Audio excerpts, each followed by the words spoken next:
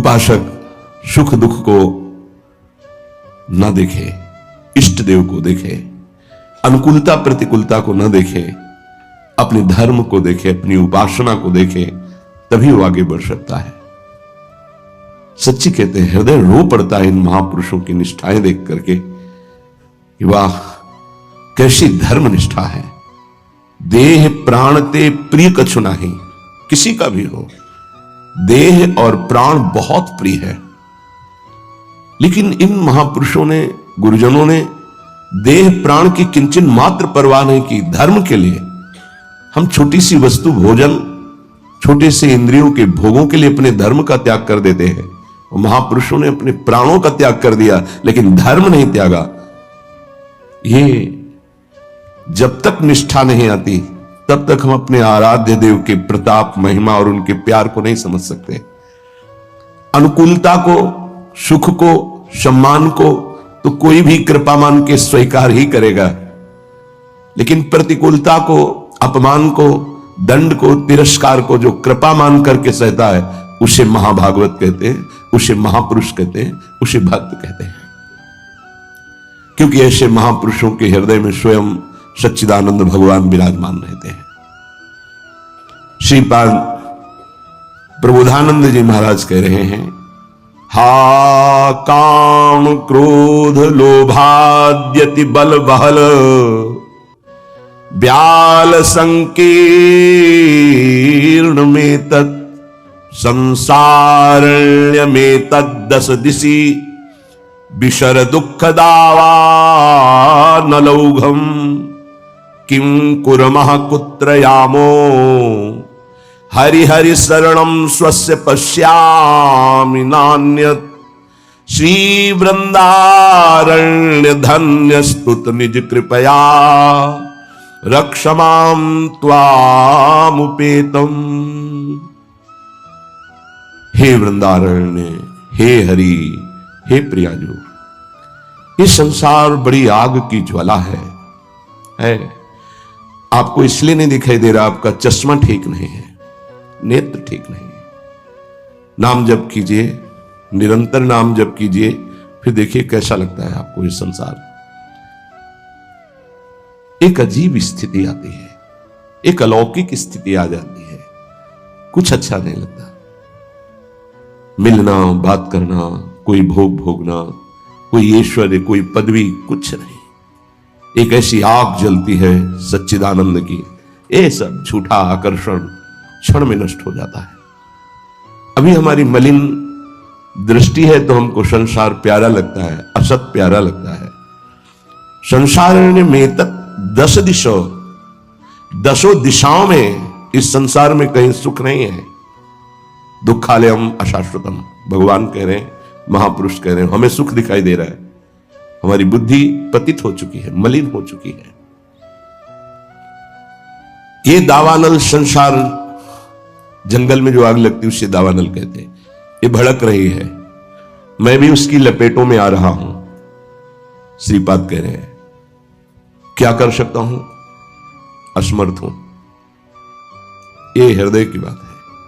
हा वृंदारण्य काम क्रोध लोभाद्यति बल बहल व्याल संकीर्ण में तत्। एक काम क्रोध लोभ आदि अनेक बलवान सर्प हैं जो अपनी कुंडली में फंसा करके डस लेते हैं और उनका विष चढ़ जाता है। कुछ तो ऐसे लील ही जाते हैं, अजगर आदि। तो लील जाने का मतलब पूरा जीवन निकल गया काम चेष्टा करते हुए, समझ ही नहीं पाए। पूरा जीवन निकल गया लोभ धन की प्राप्ति के लिए, समझ ही नहीं पाए। कल एक प्रश्नकर्ता कह रहे थे कि संसार में सुखी वही जिसके पास बहुत धन है, समृद्धशाली ही सुखी है। नहीं नहीं, सुखी वही है जिसने भगवान नाम का निरंतर स्मरण प्रारंभ कर दिया। वो सुखी, वो बेचारा। तुम्हें लगता है वो सुखी, बेचारा है। थोड़ी देर अगर उसके मन में अपने मन को मिला के देखो तो पता चलेगा उसका मन कितना जल रहा है, कितना दुखी है, कितना वासनाओं से गंदा हो चुका है। और शरीर छूटेगा तो बैंक बैलेंस यही रहेगा, वो गंदगी ढो के अगले जन्म में भोगेगा जाके। हाँ, माने ये असमर्थता का सूचक है। हाँ, वृंदारण्य किम कुर्मः, मैं क्या करूं, कुत्र यामो, कहां जाऊं, आपकी शरण ले लिया हूं। ये काम क्रोध लोभ आदि हिंसक पशुओं की तरह हम पर टूट पड़े हैं। या ब्याल वहल ब्याल संकीर्ण में तत्, इन्होंने हमें फंसा लिया है। देखो महापुरुष ये निर्विकार है, ये हमारी स्थिति को भांप कर बोल रहे हैं ऐसा। ये काम क्रोध लोभ आदि ये ब्याल सर्प की तरह मुझे अपने में बांध लिया है। जब सर्प बांधता है तो प्रतिपल वो अपने पाश से कसता जाता है, उसकी हड्डियां चूर चूर होती जाती है, फिर वो उसे निगल जाता है। ऐसे ही काम क्रोध लोभ मोह मद मत्सर ये ब्याल की भांति हमको फंसा चुके हैं। हम असमर्थ हो चुके हैं और हमको डस लिया है, इसलिए जहर चढ़ गया है। मेरे को कोई झुका नहीं सकता, मैं धनी हूं, ऐसे न जाने कितने जहर की तरंगें उठ रही हैं। कहां जाऊं, क्या करूं, हे हरि हे वृंदावन धाम, आपके सिवा मुझे कोई शरण में स्वीकार नहीं कर सकता। पक्का कोई स्वीकार नहीं, सब स्वार्थ के वशीभूत है, सब असमर्थ है। कौन मेरी रक्षा कर सकता है? क्योंकि अगर किसी को पुकारो कि मेरी काम से रक्षा कर दो तो खुद काम से पीड़ित है। किसी को कहो कि मुझे क्रोध और मद से हटा दो, बचा लो, तो इस संसार में कोई नहीं बचा सकता। दो ही हैं बचाने वाले, हरि या हरि के प्रेमी जन, दूसरा कोई नहीं। तुम तुम्हार सेवक असुरारी, स्वार्थ रहित जग जुग उपकारी। जुग माने दो, स्वार्थ रहित अगर कोई उपकार कर सकता है, मुझे बचा सकता है, तो भगवत प्रेमी महात्मा या स्वयं श्री भगवान। इसलिए हा हरि यामो हरि हरि शरणम स्वस्य पश्यामि नान्यत्। मैं देख रहा हूं कि मुझे कोई स्वीकार नहीं कर सकता। अच्छे सद्गुण और स्वार्थ की पूर्ति होती हो तो सब हाथ मिला लेंगे, लेकिन जब दुर्गुण अपने ऊपर शासन कर रहा हो और किसी की स्वार्थ की पूर्ति हमसे ना हो तो हमसे कोई बात नहीं करेगा, कोई नहीं बात करेगा। किसी से हम बात करना चाहें तो वो घृणा और त्याज्य भाव से देखेगा, गंदा आदमी, क्या है इसके पास। लेकिन ऐसे को भी अगर कोई गले लगाता है तो दो, एक भगवत प्रेमी महात्मा और एक भगवान, दूसरा कोई नहीं। भगवत प्रेमी महात्मा और भगवान कहने को दो हैं, वो एक ही है। या तो हित तो कीजे कमल नयन सो, जा हित आगे सब हित लागे फीको, कह हित कीजे साधु संगति दो, जो कलमश जाए सब जी को। दो की ही बात स्वामी हरिदास जी महाराज ने भी की है। या तो कमल नयन बांके बिहारी से अपनापन कर लो, हित कर लो, प्रीति कर लो, वो स्वीकार कर लेंगे, आप कैसे भी हो वो गले लगा लेंगे। और या साधु संगति सो, वो भगवान और भगवान के जनों में अभेद है, तस्मित् त्यज्जने भेदा भावात्, वो वही हो जाता है उनके चिंतन के प्रभाव से। तो जैसा स्वामी का स्वभाव वैसा सेवक का स्वभाव, जैसा स्वामी का प्रभाव वैसा सेवक का प्रभाव हो जाता है। हरि और हरि प्रेमी संत जन ये दो ही हैं जो शरण में स्वीकार करके महापापी को भी परम पद में आरूढ़ कर देते हैं। इसलिए हे वृंदावन धाम, आपसे प्रार्थना करता हूं, आप मुझे स्वीकार कर लीजिए और भगवत प्रेमी महात्माओं का संग दीजिए। धन्य है वो, प्रशंसनीय है जिन्होंने आपकी कृपा प्राप्त कर ली है। वृंदावन की कृपा रसिक संग सुखकारी, पक्का समझना। श्रीधाम वृंदावन श्री लाडली जी की कृपा से आना होता है और धाम की कृपा से भगवत प्रेमी महात्मा का संग मिलता है। ये धाम के शरणागत जितने प्रेमी जन हैं, धाम कृपा न करे तो पास से निकल जाएंगे, आप जान भी नहीं पाओगे। जब धाम कृपा करता है तो प्रकाशित कर देता है, जिसका कल्याण करवाना होता है उसके सामने उसका वैभव, उसका प्रभाव, जिससे उसकी श्रद्धा और विश्वास दृढ़ होकर उनके चरणों में समर्पित हो जाए। जब किसी महापुरुष का आश्रय दृढ़ हो जाता है तो फिर एक काम क्रोध लोभ मोह मद मत्सर थर्राने लगते हैं। इनकी सामर्थ्य नहीं होती। ये भगवत शरणागत पर तो परीक्षार्थ प्रभाव दिखा सकते हैं, लेकिन भगवत प्रेमी महात्मा की शरणागति जिसने स्वीकार की वहां परीक्षा भी नहीं, क्योंकि उनकी दृष्टि रहती है। हम तभी परास्त होते हैं जब उनकी अवहेलना कर देते हैं। महापुरुषों की अवहेलना ही काम क्रोध लोभ आदि को आक्रमण करने का अवसर देती है। यदि हम महापुरुषों के अधीन वृत्ति रखें तो काम क्रोध आदि की वृत्ति का प्रवेश भी नहीं हो सकता। बड़ी सामर्थ्य है भगवत प्रेमी महात्माओं के सानिध्य में, सच्ची बात मानना। क्योंकि अनंत महिमा युक्त प्रभु का नाम, प्रभु के चरणारविंद का आश्रय दृढ़ होता ही उन्हीं से है। भजन न होई संग बिनु भजन बिना नहीं प्रेम। ये जो प्रेम मूल यह नाम है, प्रेमी रसिक जपत यह नाम, प्रेम मगन निज बन विश्राम श्री हरिवंश जहां रहे। ये प्रेम का मूल नाम मिलता ही प्रेमी महाभागवतों से है और उसका प्रभाव प्रेमी बना ही देता है, निर्विकार बना ही देता है। भला मृत्यु दंड जैसा सामने भय उपस्थित हो और फिर कोई नाम कीर्तन कर रहा हो, कैसे आश्चर्य की बात है कि शरीर को बड़ी पीड़ा पहुंचानी, बहुत प्रकार से प्रताड़ित करना, नाना प्रकार के दुख एक साथ उपस्थित हो जाए और वो गीत गा रहा हो, बड़ा मुश्किल। ये निष्ठा का प्रभाव होता है। नाम जिसके हृदय में गुरुदेव प्रदत्त नाम प्रकाश कर दिया, कल से शाम टाइम से बहुत हृदय व्यथित हुआ जब महापुरुषों के चरित्रों को अवगाहन हुआ। बार बार केवल रोना ही आ रहा था कि आप जैसी निष्ठाएं अगर किनका मिल जाए तो जीवन धन्य हो जाए। कल गुरुदेव तेग बहादुर सिंह जी महाराज का पावन चरित्र एकदम भाव में आया, पढ़ रहे थे। कश्मीर के पंडितों को जब औरंगजेब ने हुक्म किया कि सब इस्लाम धर्म को स्वीकार करो नहीं तो कत्लेआम कर देंगे, और किया उसने, बहुत कत्लेआम समय दिया उसने। भागे वो लोग। उस समय महामहिम गुरु गादी पर तेग बहादुर सिंह विराजमान थे। उनकी चरण शरण में आए और कहा आप ही हमारे रक्षक हो, आप ही हमारी रक्षा कर सकते हो। उन्होंने कहा जाओ और बादशाह से कह दो। पूरा चरित्र तो बड़ा है कि अगर तेग बहादुर सिंह को इस्लाम स्वीकार करवा दो तो हम बिना किसी शर्त के सब कश्मीरी पंडित आपकी आज्ञा का पालन करेंगे। एक को परास्त कर दो तो हम सब परास्त ही हम स्वीकार कर लेंगे। फौरन उसने, बहुत ही अन्य धर्मों की तरफ उसका नकारात्मक भाव था, उसने आदेश किया बंदी बना के तुरंत तेग बहादुर सिंह को दिल्ली में उपस्थित किया जाए। सैनिक गए। बल विक्रम गुरु गादी में प्रथम से चला रहा है। उनके पार्षद और उनकी सेना तेग बहादुर सिंह की, स्पर्श नहीं करोगे। गुरु तेग बहादुर सिंह के सामने शर्त रखी कि बादशाह के सामने तुम चलते हो या तुम्हें बंदी बना के ले चले। उन्होंने कहा तुम चलो, हम सत्य पर चलने वाले हैं, हम स्वयं चल के आ जाएंगे, तुम्हें बंदी बनाने की जरूरत नहीं। बहुत ही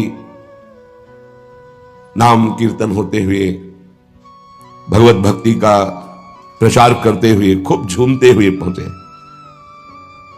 बादशाह ने तत्काल उनको काबू में किया। देखा कि अब वो तो अपने वैभव के साथ बंदी बना लिया और कहा हमारे धर्म को स्वीकार करो। तो उनका दुनिया में यदि एक ही धर्म चलाना होता तो भगवान ने अन्य धर्मों की स्थापना क्यों की? इसका मतलब है अपनी अपनी जगह अपने धर्म का पालन करना परम कर्तव्य है। तो तुम अपने धर्म में मुझे कैसे बदल सकते हो? तुम्हारी सामर्थ्य नहीं है। बड़ी कष्टप्रद परिस्थिति प्रकट की उसने, बहुत ही क्रूर कर्मी। एक नहीं, बहुत महापुरुषों को, बहुत महापुरुषों को बहुत प्रकार से दंड दिया है इसने।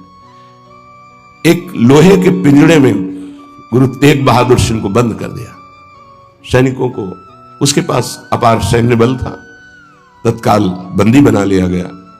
बहुत दिन तक उनको प्रताड़ित किया गया लोहे के पिंजड़े में, बहुत तरह से। हर बार वो उनसे जब पूछते, अगर आप स्वीकार करें तो जो पद कहे मैं अपने राज्य का बादशाह था और मैं दे सकता हूं, अगर नहीं स्वीकार करते तो परिणाम तुम्हें भयंकर भोगना होगा। तो उन्होंने हंसते हुए कहा कि प्रभु ने जिस धर्म में मुझे स्थापित किया है, तेरी सामर्थ्य क्या है? कड़वे ही शब्दों से, तेरी सामर्थ्य क्या है कि मुझे परास्त कर सके? और उस समय उन्होंने पद गाया, भाई मैं धनु पाइयो हरि नाम, मन मेरो धावन ते छूटियो, करी बैठो विश्राम, भाई मैं धनु पाइयो हरि नाम।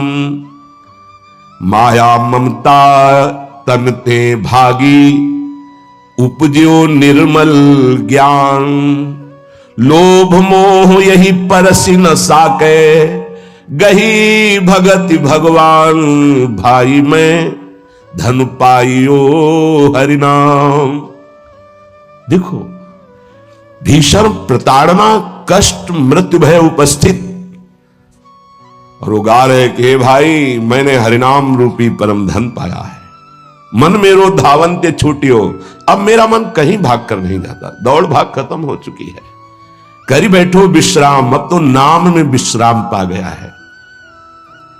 इस तन को पीड़ा पहुंचाई जा सकती, पर मेरा अब इस तन से कोई संबंध नहीं है, क्योंकि माया भाग गई है नाम के प्रभाव से, तन से कोई ममता नहीं रह गई। उपजियो निर्मल ज्ञान, इसी नाम के प्रभाव से निर्मल ज्ञान का प्रादुर्भाव हुआ है। लोभ मोह यही परसि न साके, गही भगति भगवान। कोई भी तुम प्रलोभन दो, हम मेरे मन को नहीं लुभायमान कर सकता, और कोई भी भय दो तो अब मेरे शरीर का मोह नहीं, क्योंकि मेरे हृदय में भगवान की भक्ति जागृत हो गई है। जन्म जन्म का संसार चूका, रतन नाम जब पाइया,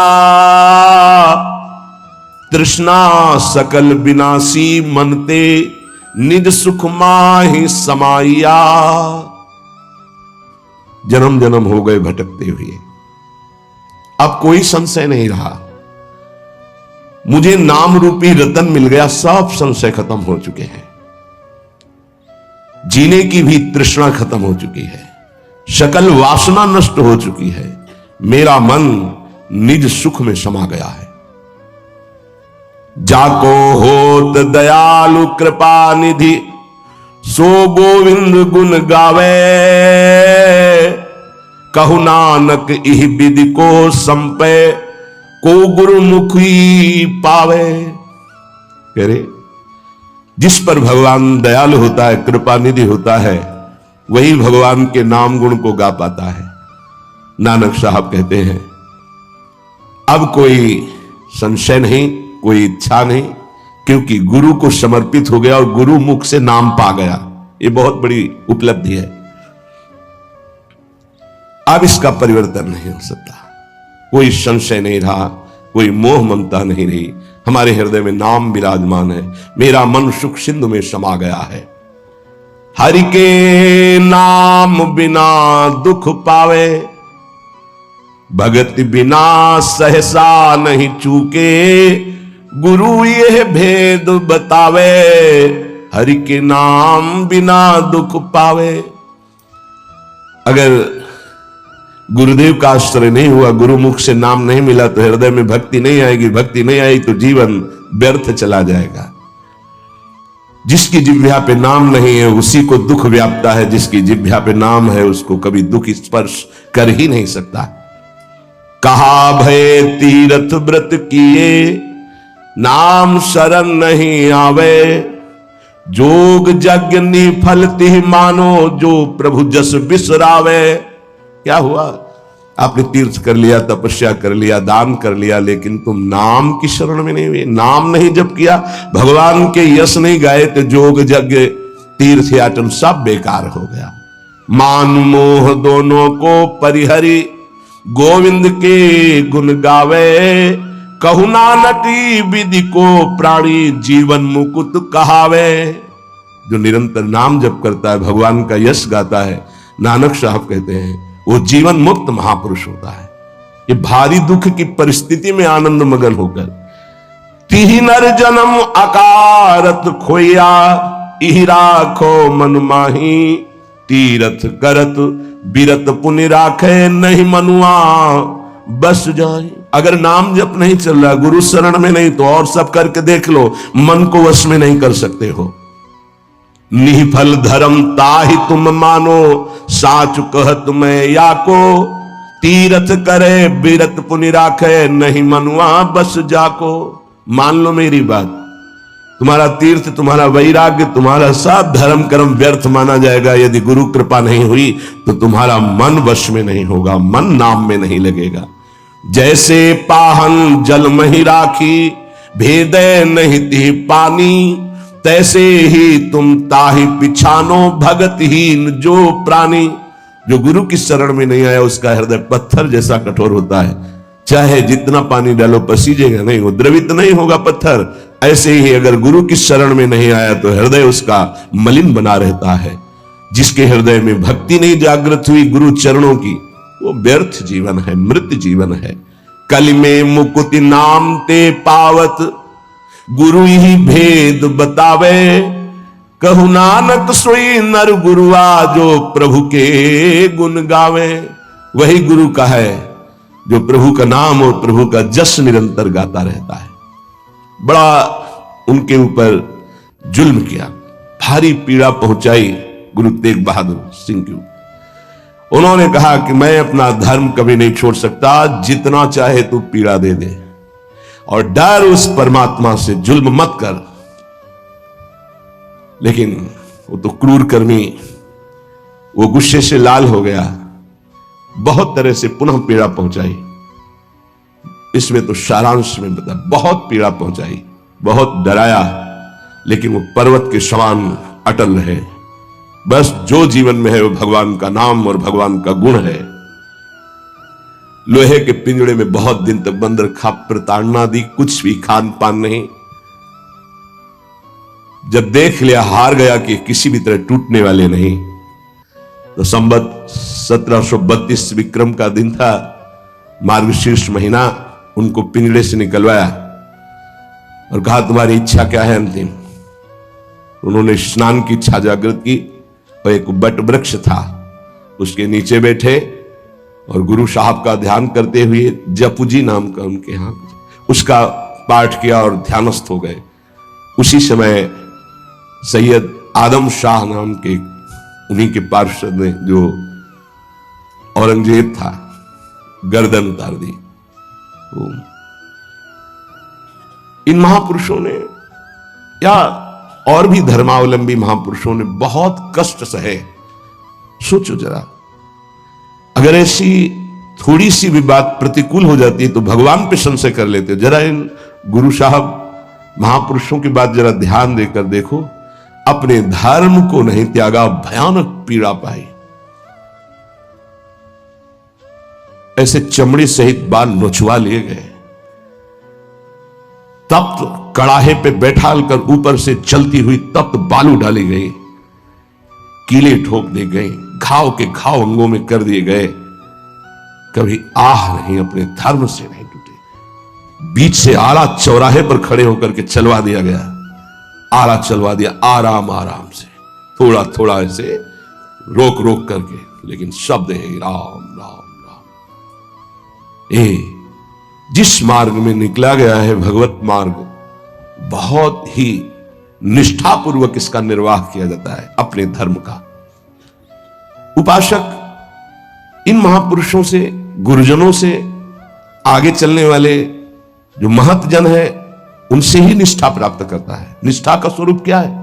अनुकूलता, प्रणाम नमस्कार नहीं, भारी प्रतिकूलता और प्राणों को प्रतिपल कष्ट मिले तो भी जो ना टूटे उसे निष्ठा कहते हैं। बड़े बड़े महापुरुषों ने इस भागवतिक धर्म, महान धर्म को स्वीकार करके हर कष्ट सहा है। प्रहलाद जी क्या कष्ट नहीं दिया गया, कबीर साहब क्या कष्ट नहीं दिया गया इनको। गुरुजनों की जब इनकी प्रणाली पढ़ो तो होश उड़ जाते हैं कि एक एक महापुरुष को इतना कष्ट, और उनको कभी कष्ट महसूस नहीं हुआ, वो सदैव गरजते ही रहे। अब उनको जो दिखाई दिया वो दूसरों को नहीं दिखाई देगा। उनके मुख से यही निकला है, तेरा किया मीठा लगे। गजब, मतलब रोने के सिवा कोई भाव नहीं बन पाता, केवल रोना की। कितनी सामर्थ्य इन महापुरुषों में है कि ऐसी स्थिति में भी प्रभु से प्रश्न नहीं है और सामर्थ्य इतनी कि भस्म कर सकते हैं, इतना भजन का तेज है, पर उन्होंने कभी कुछ नहीं प्रतिकूलता की, चुपचाप सह गए, प्राण त्याग दिए अपने धर्म, अपनी निष्ठा पर। अपने लोगों को इन महापुरुषों से एक प्रेरणा मिलती है कि काम, क्रोध, लोभ, मोह, मद, मत्सर, भूख, प्यास, सर्दी, गर्मी, मान, अपमान, दुनिया के जितने द्वंद्व हैं, ये सब एक साथ टूट पड़े तो भी हम अपनी निष्ठा नहीं छोड़ेंगे। उपासक देखो, अनुकूलता होती तो जय जय, प्रतिकूलता होती तो भाग पड़े। तुम कायर हो, भगवत मार्ग के शूरवीर थोड़ी हो। नाम जापक, धर्मनिष्ठ, उनकी जय जयकार की जाती है। आप अविनाशी भगवान के अंश हैं। ये शरीर छूटेगा आज, नहीं तो कल छूटेगा।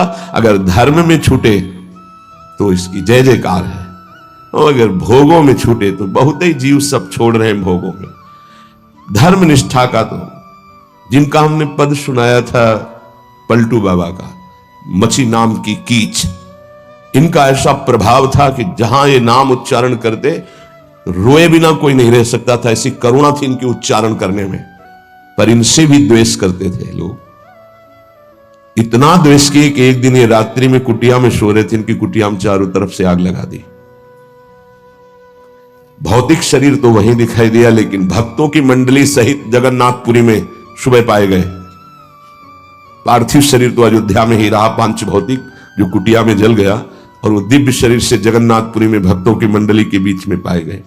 तो वहां उनसे पूछा कि आप अवध से कब आए, तो उन्होंने सुबह कहा कि आज ही रात्रि के आए। इतनी जल्दी कैसे आ गए?